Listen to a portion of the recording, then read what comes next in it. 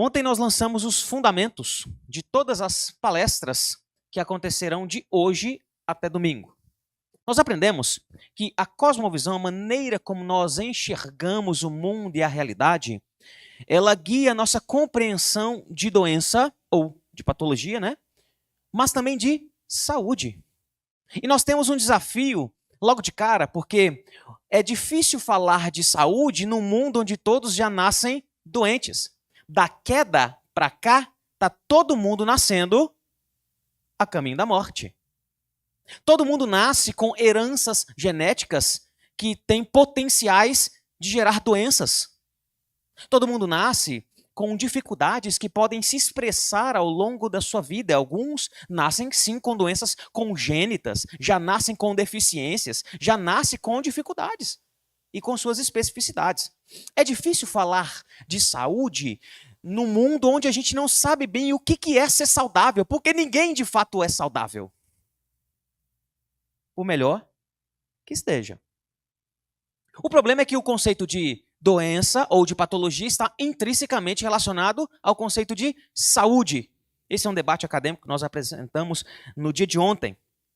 E isso quer dizer que talvez seja possível que estejamos chamando de doença ou de patologia o que é apenas parte da condição humana, porque, segundo a cosmovisão do nosso tempo, isso se tornou incômodo, logo é mais fácil chamar de doença, porque doença a gente medica, caráter a gente tem que tratar. Coração a gente precisa trabalhar.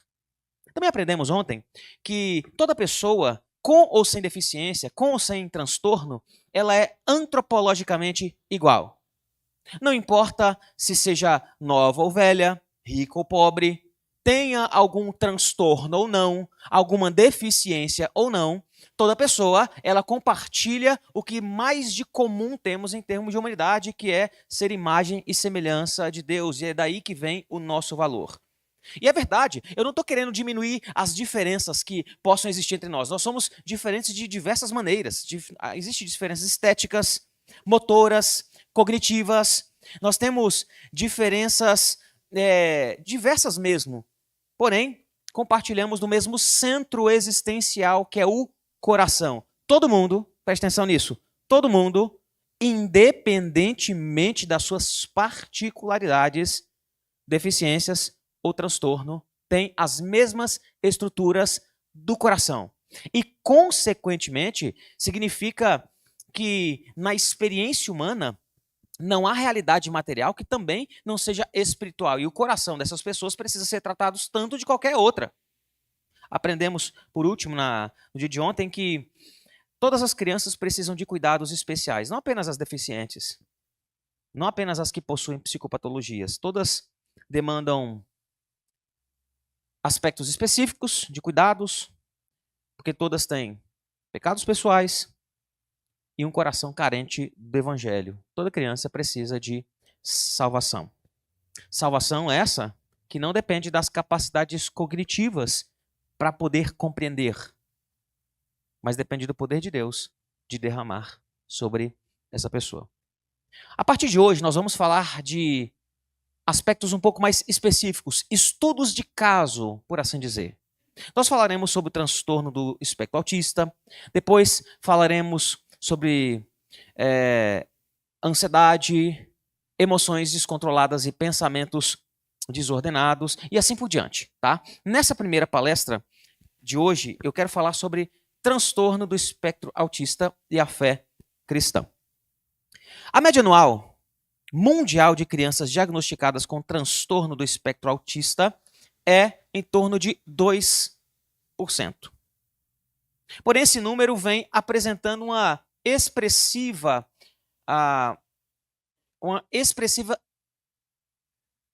inflação, porque estudos apontam também que o crescimento do número de pessoas diagnosticadas com transtorno déficit, ou melhor, com transtorno do espectro autista está crescendo. E a grande questão que nós precisamos responder é por que existe esse aumento de pessoas diagnosticadas, né, com o transtorno do espectro autista. Deixa eu apresentar alguns fatores que, segundo estudos, podem estar relacionados ao aumento desses diagnósticos. O primeiro deles é a melhoria no diagnóstico.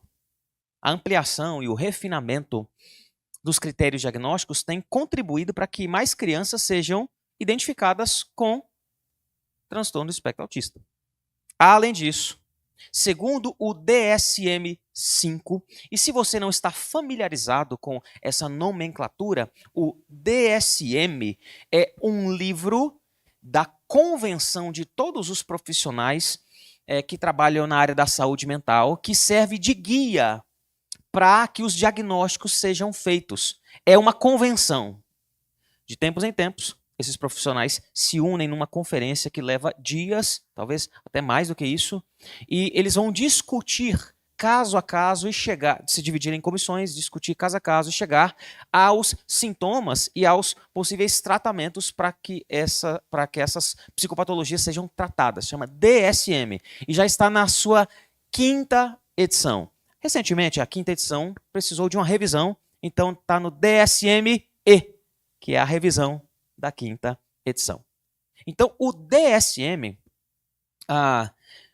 vai mostrar, nessa última atualização, que alguns dos transtornos de antes foram incluídos naquilo que nós chamamos de transtorno do espectro autista. Por exemplo, vocês já ouviram falar de síndrome de Asperger? Sim? Algumas pessoas aqui sim. Até o DSM-4, a síndrome de Asperger era considerada uma síndrome separada. Agora, a partir do DSM-5, síndrome de Asperger está dentro do transtorno do espectro autista. Só aí, por si só, aumentaria o número de pessoas que seriam consideradas com transtorno do espectro autista, porque nós temos mais coisa embaixo do guarda-chuva. A gente precisa considerar isso. Tá? Outro fator que provavelmente explica o aumento de crianças com transtorno do espectro autista é mudanças sociais e culturais. Parece haver uma maior conscientização sobre esse transtorno entre pais, educadores, profissionais de saúde. Por isso, há mais crianças sendo encaminhadas para avaliação e diagnóstico precoce. Nós temos mais pessoas informadas sobre isso. Além disso, outros fatores sociais e culturais influenciam pais a procurarem diagnóstico, aumentando os números. Como, por exemplo, no passado, crianças que eram diagnosticadas com TEA, transtorno do espectro autista, era uma espécie de humilhação para a família, para os pais e para a própria criança. Essa redução do estigma faz com que pais procurem diagnóstico precoce sem temores, ou pelo menos sem muitos temores, o que contribui também para o aumento das crianças que são diagnosticadas. Na minha própria igreja, assim que eu cheguei lá, tinha um menino que toda professora reclamava do menino. Toda professora reclamava do menino. Então, eu já conheci o menino. Eu vi o menino de longe assim, eu já conheci ele, porque a notícia do menino impossível chegou até mim. E eu tenho por hábito cumprimentar os membros na porta assim que o culto termina. E eu amo cumprimentar as crianças, demais mesmo, né? Então, tanto que agora que as crianças estão acostumadas, as crianças fazem fila, uma coisa mais linda do mundo, aquelas filas de crianças assim. Elas têm um papel que elas usam para acompanhar o culto, então elas me mostram, você me mostra o desenho, o que elas anotaram, coisa linda. E aí, o menino impossível, ele veio me cumprimentar, no outro domingo veio me cumprimentar, no outro domingo veio me cumprimentar, e aí eu conversei com a mãe, olha, me parece que o seu filho tem sintomas do que pode ser transtorno do espectro autista. Não estou afirmando, não sou eu que avalio, não sou eu que diagnostico, mas pode ser que ele seja um nível 1 de suporte. Aí, depois de conversar com ela, de tratar com ela, de convencer o marido dela, eles foram diagnosticar a criança. Realmente, ele foi, depois de alguns meses, né, que leva para fazer um bom diagnóstico, foi diagnosticado como pertencente ao espectro. E a mãe achava que isso mudaria a maneira como ele ia ser tratado, ia ser humilhante. mas para surpresa dela, não foi. Isso serviu de estímulo para outros pais potencialmente procurar diagnóstico. Tinha pai lá que falava assim, meu filho com certeza é autista, nas palavras dele, né? Ele é impossível, não sei o quê. Mas não era, não. Era só indisciplinado mesmo. Porque tem pai assim que ele diagnostica o filho. No caso, tanto era só indisciplina que depois que ele confirmou que o filho dele não tinha nenhum transtorno, começaram a cuidar da criança, conversar com a criança, pregar para a criança e disciplinar a criança. O menino é um anjo agora. Olha o transtorno do menino aí. No caso dessa criança especificamente falando, né? Há também fatores ambientais e biológicos que podem estar aumentando a porcentagem de crianças que estão sendo diagnosticadas dentro do espectro autista. Deixa eu comentar o fator biológico. Alguns estudos sugerem que idade avançada dos pais pode contribuir sim, está associada sim a um risco maior da criança nascer com transtorno do espectro autista. E convenhamos, há 50, 100 anos, as mulheres tinham filhos no começo dos 20 anos. Hoje as mulheres começam a ter filhos no começo dos 30 anos. Algumas começam a ter filhos aos 40. E há estudos que apontam que um dos fatores, não é o fator, não é o maior fator, mas um dos fatores, certamente é a maior idade dos pais. Tem também alguns outros aspectos que podem estar associados a esses aspectos biológicos, que é o fator ambiental. Pesquisas em andamento associam sintomas do transtorno do espectro autista a crianças com alta exposição a telas. Esse estudo é recente, meus irmãos, tá? Coisa de 5 anos para cá. Ele vai dizer que a síndrome de superexposição precoce à mídia. Deixa eu explicar o que é isso. Os pesquisadores, eles estavam investigando crianças que aparentemente tinham sintomas do transtorno do espectro autista.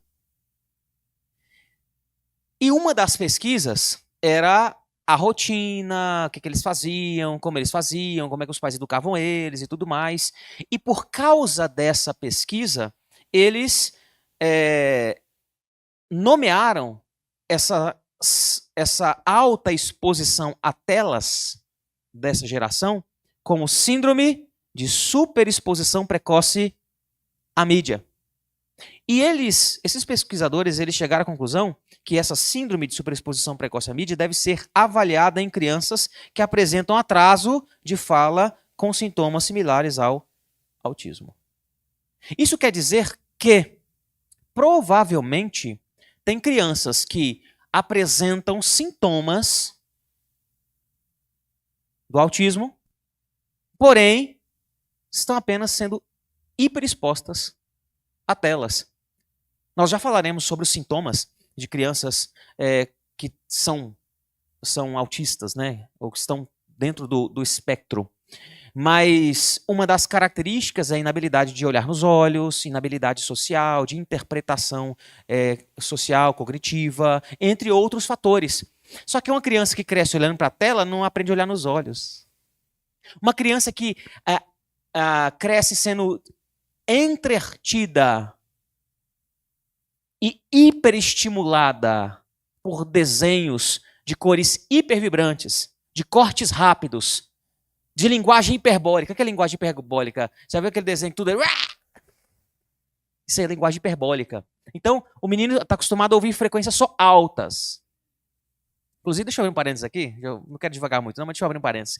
Eu li essa semana, não coloquei aqui, porque na hora não pensei nisso, mas eu li essa semana que há um estudo sobre pitch vocal fônico. O que significa isso? Tem crianças que só ouvem os pais quando eles gritam alto. E esse estudo associou que provavelmente uma parte dessas crianças elas foram condicionadas pelo conteúdo das telas que assistem e pelo conteúdo dos áudios, dos vídeos que ouvem, a ouvir apenas uma frequência vocal muito alta, de gente gritando. E vocês já viram que programa de criança normalmente é assim, né? Só que hoje o algoritmo vai entregar para a criança só nesse nível para mantê-la mais tempo ali, entretida, parada. E aí, a criança fora do ambiente da tela, ela vai ter dificuldade de distinguir, entender, interpretar pessoas que usam pitch vocal ou uma tonalidade vocal mais sóbria, mais comum. Porque ela está acostumada a ouvir só A e não A. É por isso que as pessoas param para conversar com a criança olha para você, tipo assim,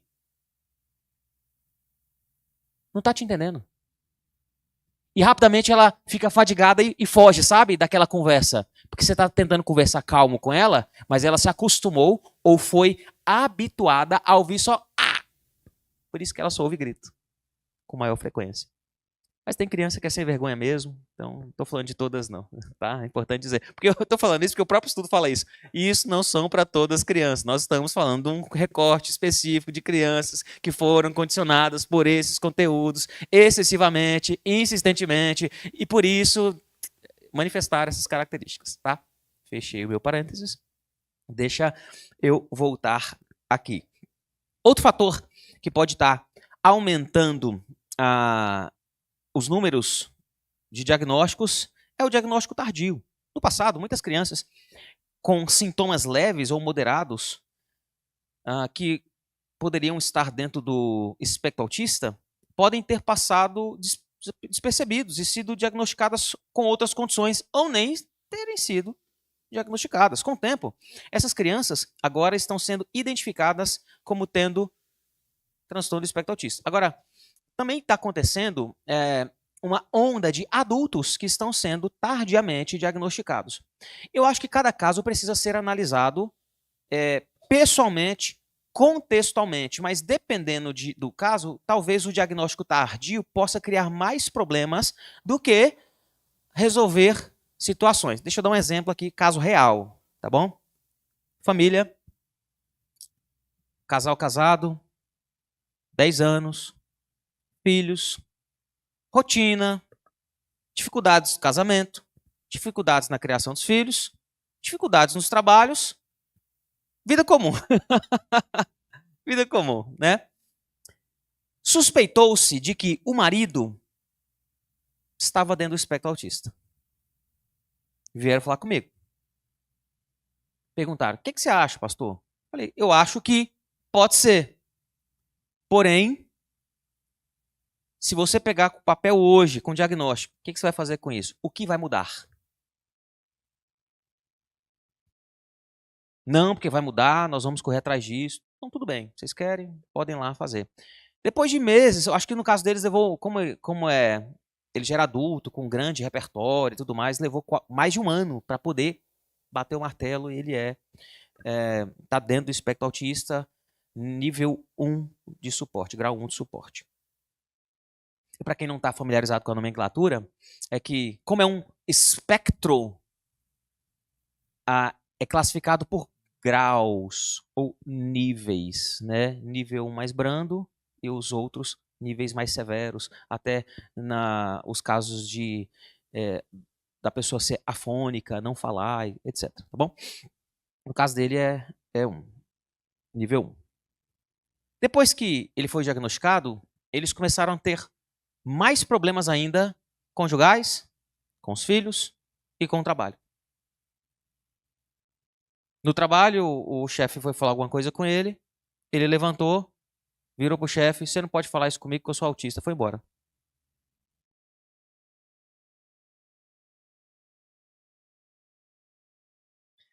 A esposa iria, como boa esposa, exigir que ele cumprisse com os compromissos de manutenção em casa. Sabe a torneira que você ficou de instalar em 2006, ó, o coração falando aí, ó, 6 meses para arrumar uma torneira.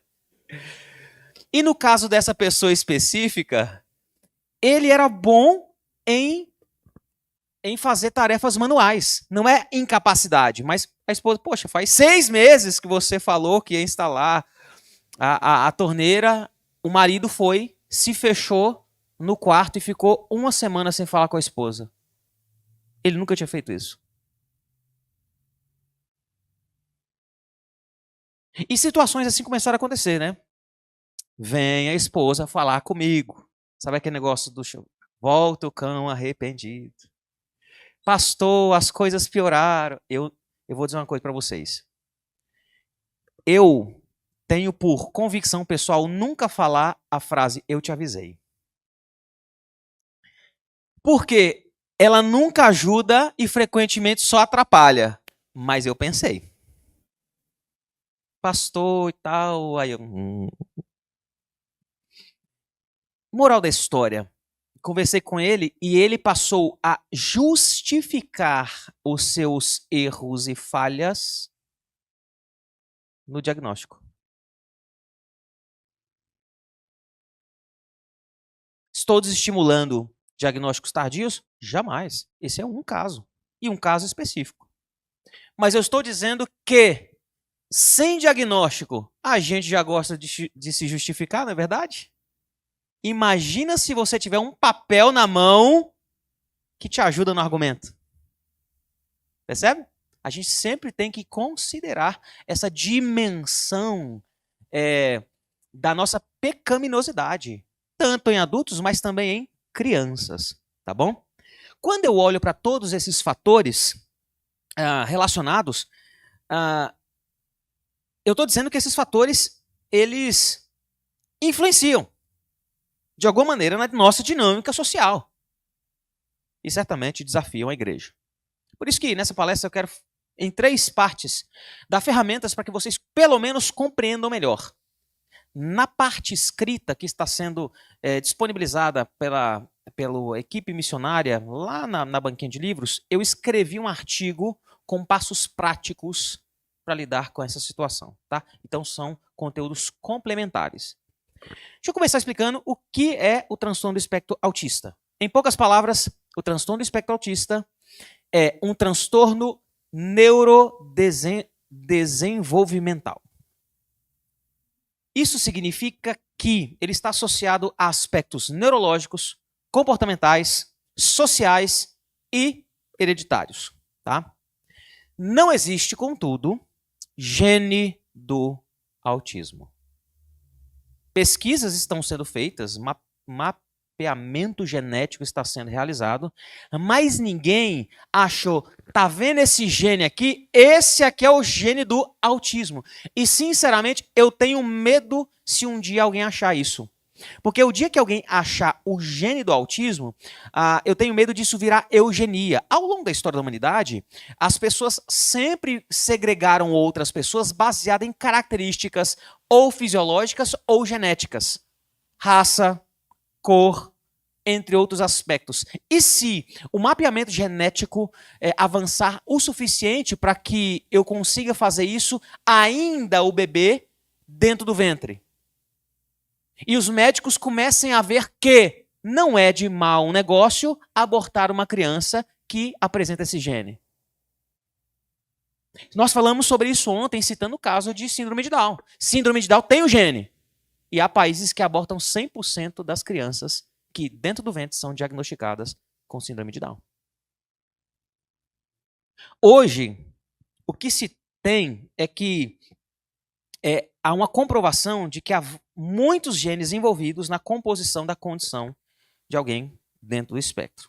O termo espectro ele é usado porque o transtorno do espectro autista engloba uma ampla gama de manifestações variando em tipo e intensidade. Então, isso aqui é importante. Varia em tipo as características, mas também na intensidade dessas características que podem ser apresentadas. Isso significa que as pessoas com TEA podem apresentar habilidades e desafios muito diferentes. Você pode conhecer uma criança que é diagnosticada, que é completamente diferente de outra criança que é diagnosticada.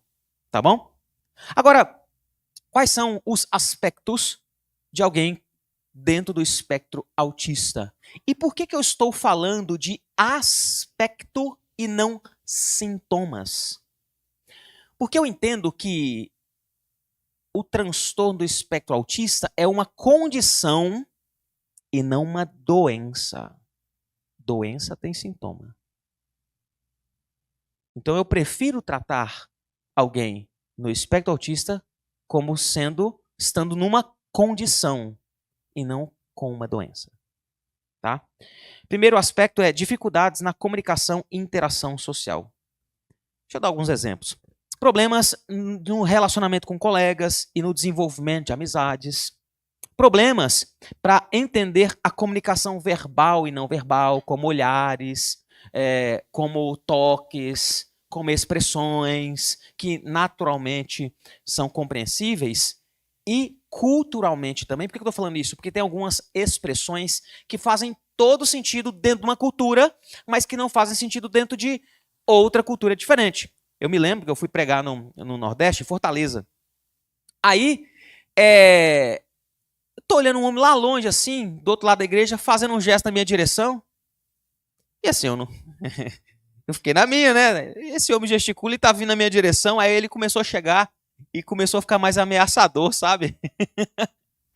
Aí eu saí assim lateral, fui no banheiro, não conheço. Aí eu descobri que aquele homem era um diácono da igreja, que ele tava fazendo o gesto que significava vá em frente que tem comida. Eu não sabia. Porque eu não fui criado dentro de um contexto onde aquele gesto faria sentido para mim. Mas eu tenho certeza que qualquer criancinha ali, se o diácono fizer aquele gesto, a criancinha sai correndo porque é comida! Se eu fizer esse gesto aqui, vocês vão sair correndo porque é pizza, é cachorro-quente, tá esperando você lá embaixo, entendeu? Então, gestos, eles devem ter contexto e contexto cultural. Deixa eu dar um exemplo, agora internacional. Se eu faço assim para você, o que significa? Vem, certo? Agora, no Japão, se eu fizer isso daqui, o que é? Corra. No Japão, vem assim, ó. Vem assim. Você quer chamar a pessoa, ó. Vem, tipo uma cavara, assim. Assim é corra. Aqui correr é assim, né? Corre. Vaza. Agora, vocês percebem que gestos têm um contexto. Se eu começar a falar aqui, e vocês repararam que eu gesticulo bastante, vocês estão compreendendo, eu estou acrescentando camadas de complexidade na nossa comunicação. Mas pessoas que estão dentro do espectro, elas têm maior dificuldade de entender essas camadas comunicacionais e não verbais, tá? Elas evitam olhar diretamente nos olhos, não entendem o conceito de reciprocidade, por exemplo, que é dar e receber dentro de conversas ou dos relacionamentos. Então, uma criança que pode pode estar dentro do espectro, você pode dizer para ela assim, bom dia, e ela vai dizer assim, bom.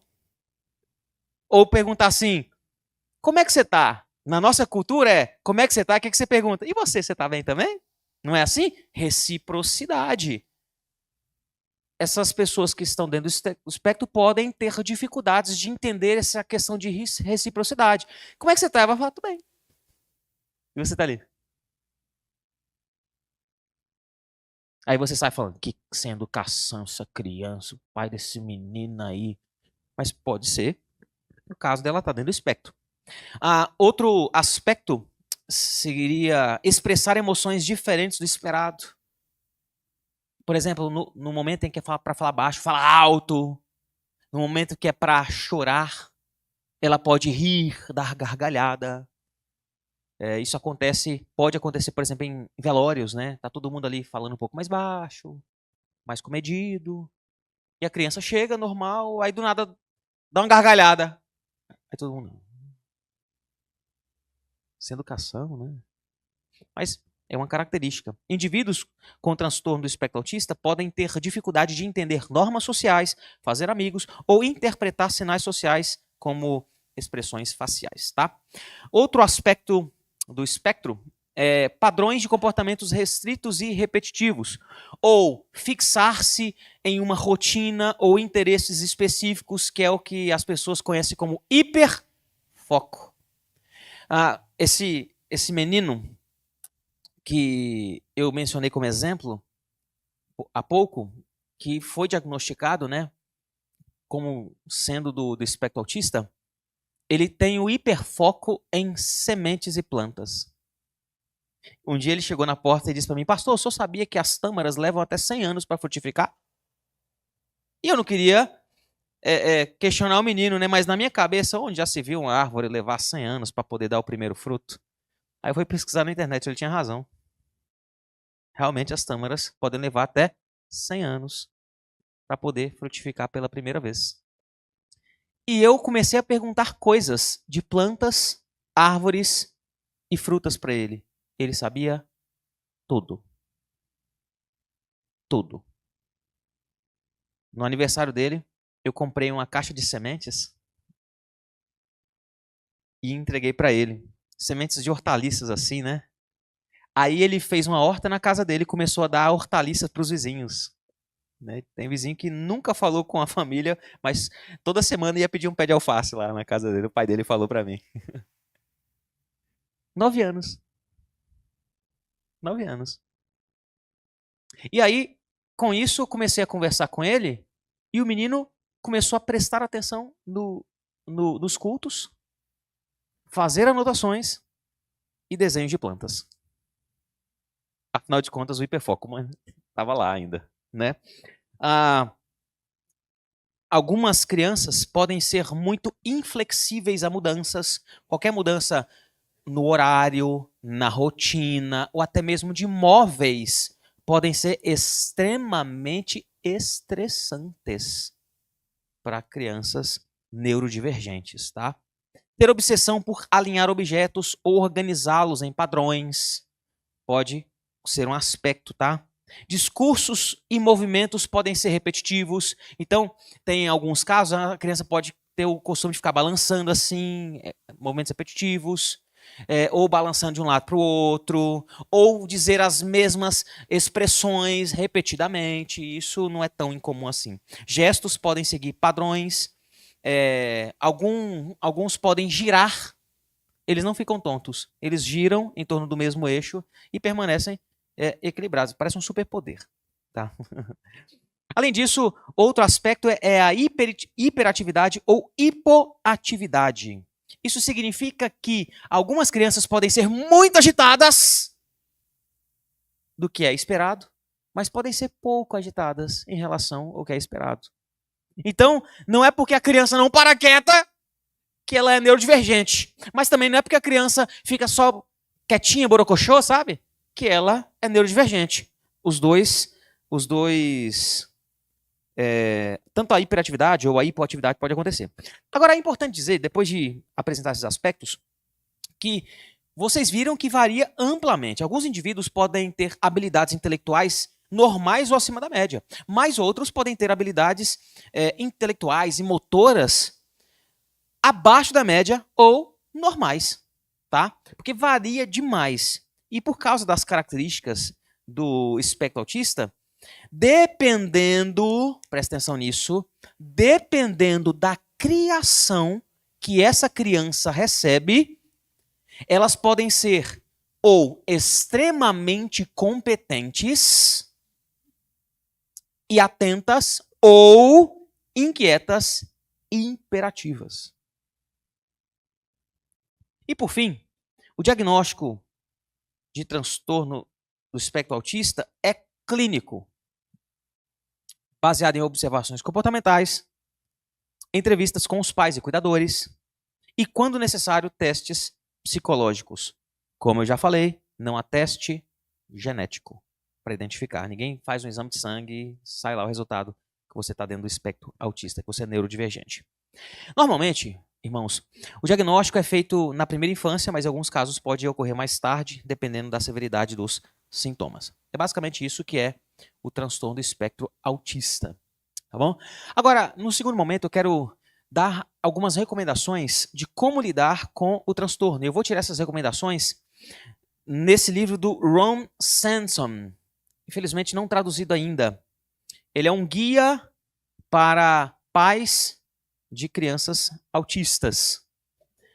ou como é melhor dito, dentro do meio da saúde mental, crianças neurodivergentes, né? Alguns podem considerar ofensivo falar que a criança é autista.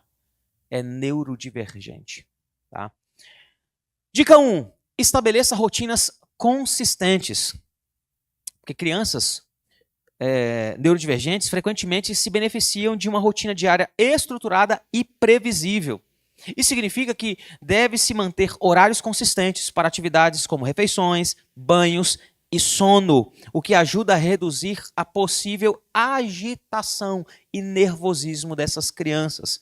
Se a criança não tem rotina, qualquer criança vai ver estressada, mas a criança neurodivergente fica mais. Sabe por quê, meus irmãos? É importante considerar que os seres humanos são seres litúrgicos. A maneira como nós vivemos, desregrada, sem horário para dormir, sem horário para acordar, sem horário para comer, sem horário para se exercitar, essa é uma maneira desumanizadora. Primeiro, porque Deus não nos criou para viver assim. Deus nos criou dentro de uma rotina que Ele mesmo estabeleceu, uma rotina que eu chamo de rotina estrutural, uma liturgia estrutural. Ele vai dizer que nós devemos trabalhar 6 dias e ao 7º descansar. Descansar não é apenas cessar de fazer aquilo que eu estava fazendo no trabalho, mas é alinhar o meu coração para lembrar quem Deus é, quem eu sou. É por isso que não há descanso sem adoração, sem culto. Porque folgar, até ímpio pode folgar. Descanso é algo que você só faz de verdade quando você está ligado à encarnação do sábado, que é Jesus. Ele é o sábado encarnado, entendeu? Só que nós achamos que somos super-homens, não temos limites. Nós, nos dias que são para nós trabalharmos, estudarmos, a gente faz tudo, procrastinamos, somos preguiçosos, fazemos outras coisas, fugimos das atividades, aí a gente quer tentar recuperar o tempo perdido num caos sem fim. A gente come qualquer coisa em qualquer hora. E isso vai nos desumanizando, nos prejudicando, nos adoecendo, claro, com certeza. Com certeza. Tem crianças que potencialmente têm os diagnósticos de uma neurodivergência que elas passam a se comportar normalmente apenas com ajuste de rotina. Tem um livro que foi traduzido e publicado esse ano. Eu li ele faz uns anos antes dele ser traduzido. Ele se chama A Regra Comum. O tema desse livro é como que os nossos hábitos nos forjam, tá? Em que sentido que os hábitos nos forjam? Nós fomos feitos como seres litúrgicos por Deus, precisamos nos encontrar com Ele constantemente, como fazíamos no Éden antes da queda, na viração do dia. Nós precisamos adorá-lo no dia de descanso. Nós precisamos aprender a comer livremente daquilo que Deus fala que nós devemos comer, mas dizer não para outras coisas do mesmo jeito que o Éden fazia. Nós precisamos trabalhar, mas também descansar. Estudar, mas também relaxar. Nós precisamos cerrar os dentes para fazer as coisas, mas também rir. A liturgia é essencial. Essencial. E esse livro vai dizer que a liturgia forma o nosso coração. E é um ciclo que é assim. Prática repetida se torna hábito. O hábito mantido, ele forma o caráter. E o caráter, ele alimenta novos hábitos. Agora, se eu tiver práticas pecaminosas, eu vou construir hábitos destrutivos e moldar um caráter deturpado, completamente caído, o que vai me impelir a novas práticas pecaminosas. Agora, se você acha que isso é legalismo, é porque nós só podemos ter práticas santificadas a partir da redenção. Nós não estamos falando sobre salvação pelas obras, que pelo seu esforço você vai lá e se santifica, não. Nós estamos falando de você obedecer ao chamado de Deus para que você se santifique. Obedeça isso no seu dia a dia, tá? Mas eu trouxe uma citação aqui que tem tudo a ver com aquilo que nós estamos falando. Ele vai dizer assim, olha, se vivemos para Deus, os hábitos são liturgias ordinárias. A vida é uma adoração constante. Não importa se você é criança ou adulto, homem ou mulher, experiente ou inexperiente, sua agenda pode deformar ou formar seu coração. Tem criança que está sendo deformada pela agenda dos pais. Ou pela indisciplina que os pais deixam os filhos ter. Eles decidem o que comer, se comer, que hora acordar, que hora dormir. As crianças decidem tudo, porque os pais não querem se indispor e não querem lidar com as birras, possíveis birras da criança. Primeira recomendação é estabelecer rotinas consistentes. A segunda recomendação é usar comunicação visual. Por comunicação visual, eu não estou falando de telas, tá? Significa usar artifícios como pictogramas, gráficos, calendários visuais para ajudar na compreensão e execução de tarefas, tá? Porque muitos indivíduos neurodivergentes têm dificuldade de comunicação verbal. Se você falar para ele assim, olha, logo, logo eu tô de volta, ele vai ficar angustiado. O que é logo, logo? Entendeu? É mais fácil você pegar um relógio e falar assim, quando esse ponteiro que está aqui estiver aqui, eu vou voltar. É muito mais palatável, plausível para ele, entende? Então, é um artifício para poder ensinar e comunicar e reduzir a agitação. Lá na nossa igreja tem uma criança, não apenas esse menino que eu estou citando de exemplo do começo ao fim, mas nós tem algumas crianças que eu já conversei com elas, tá? Eu falei assim, ó, o culto começa quando o ponteiro está nesse lugar. Ele vai até aproximadamente esse lugar. Tem dia que pode mais, tem dia que pode menos, mas via de regra, o ponteiro colocar aqui, vai terminar. Aí eles me cobram, né? Aí quando passa um pouquinho, eles falam, pastor, hoje foi depois do ponteiro, hein? Eu falei, pecador miserável. Verdade, verdade. Não ligo, não me importa o povo falando que o culto tá demorando mais, mas a criança, aí eu já fico com o coração compungido, tá bom? Outra recomendação é desenvolver habilidades sociais de forma gradual. Ou seja, você tem que trazer interações sociais usando jogos de papéis, histórias sociais e práticas de situações do dia a dia para melhorar a capacidade de interação. Porque com isso você vai estar inserindo, munindo e preparando. Se a criança neurodivergente tiver um hiperfoco em algum assunto, o ideal é que você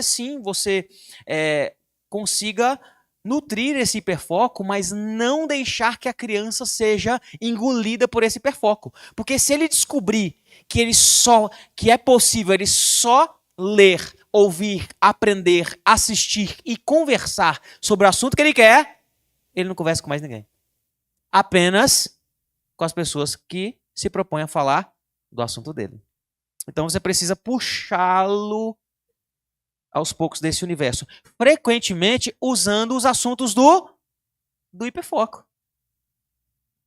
Você entrega a semente e diz para ele, olha, você vai dividir essa semente com seus colegas. Aí a criança regalou o olho para mim e fala o seguinte, eu vou ter que falar com os colegas. Eu falei, vai ter que falar com eles. Aí você vai explicar para eles como é que planta. E não é que o menino foi? O menino virou o Zé Palestrinha das sementes plantadas. Começou a explicar para todo mundo. Ele pegou gosto, né? E ele veio me pedir mais. Tem mais semente?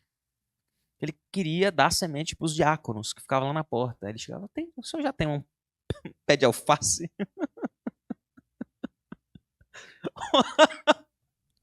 É porque é uma pergunta que para ele, na cabeça dele, eu falei, como assim você não tem um pé de alface? Mas, na via de regra, na nossa realidade, quem é que tem um pé de alface, né? Mas ele começou a interagir com as pessoas.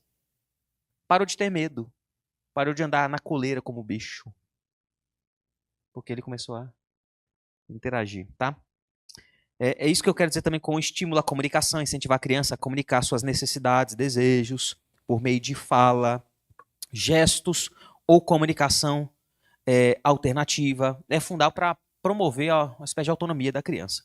Cada criança tem um coração e é uma pessoa com necessidades específicas, tá bom? Adapte o ambiente. Talvez seja necessário ajustar o ambiente doméstico para atender às necessidades sensoriais da pessoa neurodivergente. Quais adaptações? Por exemplo, minimizar ruídos altos, fornecer áreas de descanso, utilizar iluminação suave. Uma das adaptações que nós fizemos lá, que na nossa igreja, foi deixar um lugar lá onde a iluminação é menos forte. E aí as crianças os neurodivergentes ficam lá, que aí elas se sentem mais confortáveis, sem fotofobia, isso tem que ser levado em consideração. E ser paciente e perseverante.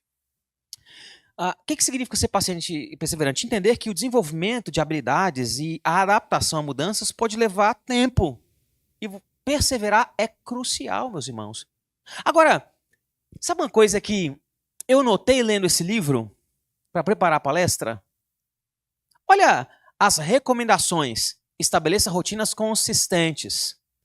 Use comunicação visual. Desenvolva habilidades sociais de forma gradual. Adapte o ambiente. Seja paciente e perseverante. Isso serve para qualquer criança. Para qualquer criança. É óbvio que eu dei exemplos específicos para casos de crianças neurodivergentes. Mas é isso que eu quero transmitir para vocês. Frequentemente nós estigmatizamos, rotulamos, isolamos as crianças que podem ser neurodivergentes, quando na verdade a dinâmica para criar um ser humano, quer tenha neurodivergência ou não, é a mesma.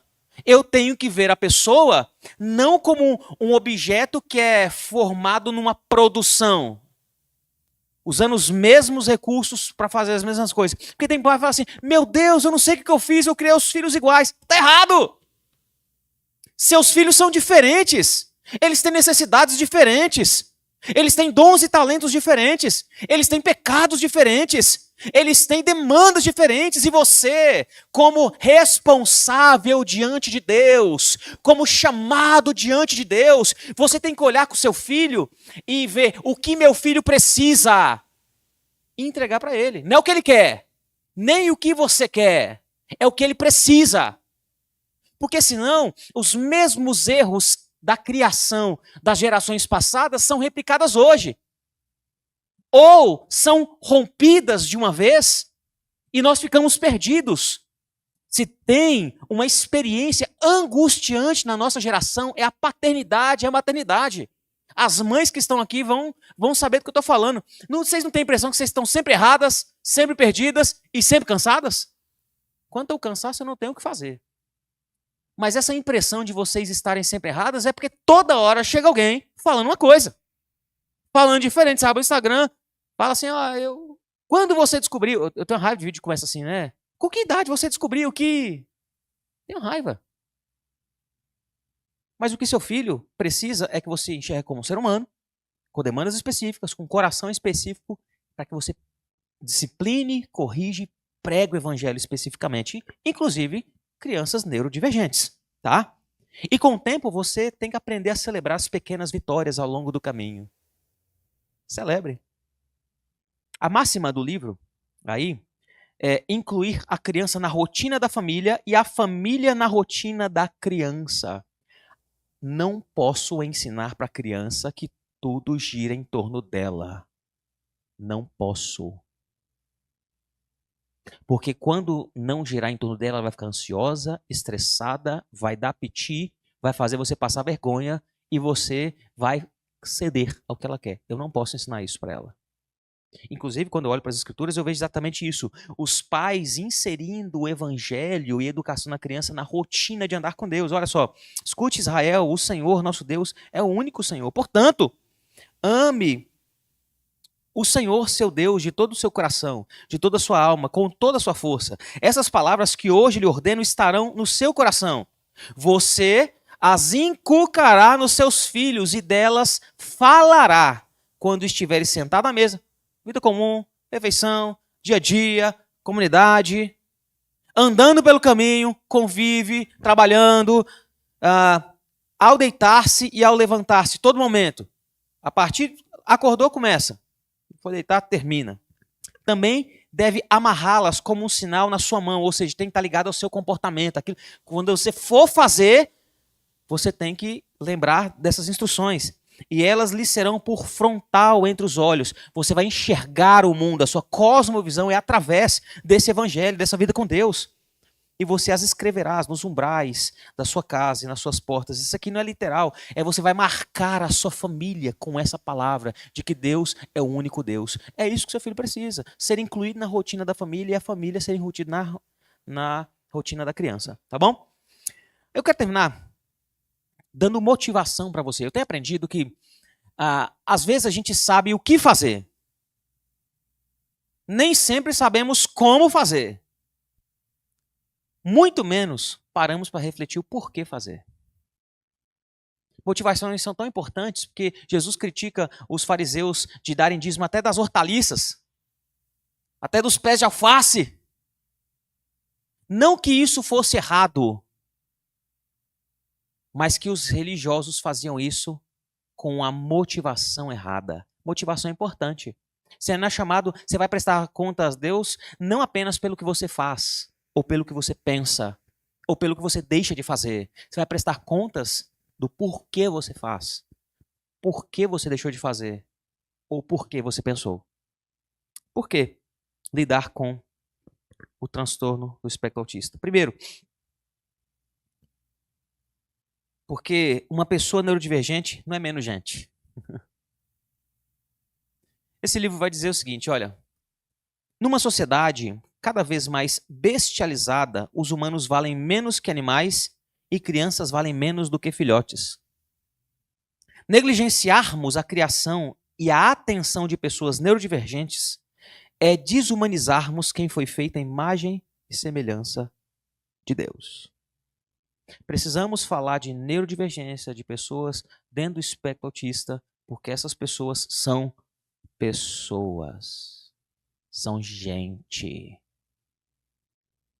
E se for dessa comunidade, é povo de Deus também, entendeu? É alvo da graça do Senhor. É filho da aliança. Segundo motivo, uma pessoa neurodivergente é pecadora tanto quanto qualquer outra. Romanos 3:23 não deixa dúvidas. Por quê? Tem gente que acha que o versículo diz assim, porque todos os neurotípicos são aquelas pessoas que não têm neurodivergência, tá bom? Tem gente que lê esse versículo assim, porque todos os neurotípicos pecaram e carecem da glória de Deus. Porque enxerga um neurodivergente como sendo incapaz de pecar, como não tendo erro, como não sendo portador de culpa e não pode ser responsabilizado. Não! Todos pecaram.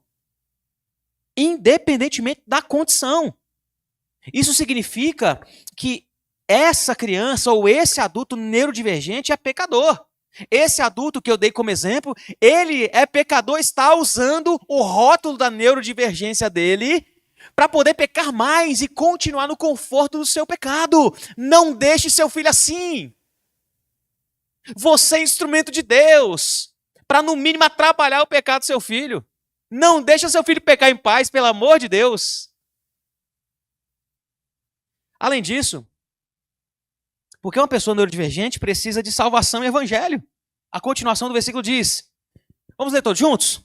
Pois todos pecaram e carecem da glória de Deus, sendo justificados gratuitamente por sua graça, mediante a redenção que há em Cristo Jesus. Ou seja, se alguém neurodivergente ou neurotípico pecou, ambos são salvos do mesmo jeito, pela graça, gratuitamente, mediante a redenção em Cristo Jesus.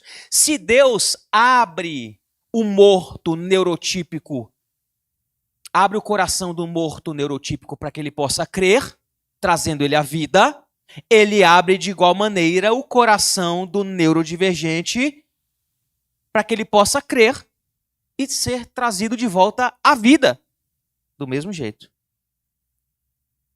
Por fim, nós devemos tratar isso porque uma pessoa neurodivergente pode crer e ter o fruto do Espírito e servir. Pode. Gálatas 5 vai dizer: vivam no Espírito e vocês jamais satisfarão os desejos da carne. Porque a carne luta contra o Espírito e o Espírito luta contra a carne. Porque são opostos entre si, para que vocês não façam o que querem. Nós temos um contraste nesse capítulo de obras da carne, que é listado como imoralidade sexual, impureza, libertinagem, idolatria, feitiçarias, inimizades, rixas, ciúmes, iras, discórdias, divisões, facções, invejas, bebedeiras, orgias e coisas semelhantes a essas. Essa lista não é exaustiva. Essa lista, ela é exemplificadora, que as obras da carne são caóticas, elas se manifestam de maneira desordenada, elas podem aparecer em quem é neurotípico, quem é neurodivergente, elas aparecem em qualquer pessoa, porém, tanto o neurodivergente e o neurotípico pode ser convertido pelo Espírito Santo de Deus e pode ser cheio do Espírito. Porque o fruto do Espírito é amor, alegria, paz, longanimidade, benignidade, bondade, fidelidade, mansidão e domínio próprio. Meu ponto aqui é mostrar que o mesmo evangelho que salva o neurotípico também salva o neurodivergente. Jesus não morreu para aqueles que podem entender o que ele fez, mas para fazê-los crer naquilo que ele fez. Não importa se é neurotípico ou neurodivergente. Ambos podem receber a salvação mediante a fé. Ambos podem ser cheios do Espírito Santo. E ambos podem servir. Termino contando a história de um rapaz, também da nossa comunidade, que ele era tratado como bicho mesmo. Ficava preso em casa. A mãe dele descobriu que ele gostava de música, deu um violãozinho para ele. E o menino só ficava no quarto tocando violão, não saía de lá, brigava com todo mundo, não ia na igreja, se ia, brigava com todo mundo, tudo mais. Com o tratamento correto, com a disciplina correta. Hoje o menino está no louvor. Uma das cenas mais emocionantes foi a primeira vez que ele tocou. Os pais chorando. A igreja sabia o que estava acontecendo. Não era apenas um louvor. Era o louvor de todo o povo de Deus. Todo o povo. E aquele dia Deus nos visitou com graça. Às vezes Deus faz isso mesmo. E nós tivemos um antegosto de como será quando Jesus voltar. Neurodivergentes, neurotípicos, deficientes, saudáveis, doentes, todos dobrados, mas erguendo suas vozes para adorar o único que é digno, Jesus. Pai bondoso, obrigado pelo esclarecimento da palavra do Senhor e também obrigado pelo cuidado do Senhor para conosco em poder entender essas instruções. Somos desafiados em diversos aspectos, Senhor. Mas pedimos que o Senhor nos dê um coração misericordioso e que não fujamos do trabalho. Não queremos romantizar a situação, dá trabalho, Senhor, mas é um trabalho que o Senhor nos deu e faz parte de nós, como teu povo, sermos atentos a isso. Continue a falar conosco e a nos desafiar no nome de Jesus, para que neurotípicos e neurodivergentes possam adorá-lo, possam se arrepender dos seus pecados, serem ensinados. Porque o Senhor não tem no meio do teu povo colher de chá para ninguém, mas tem salvação para todos. Obrigado, Senhor, por isso. No nome de Jesus que oramos. Amém.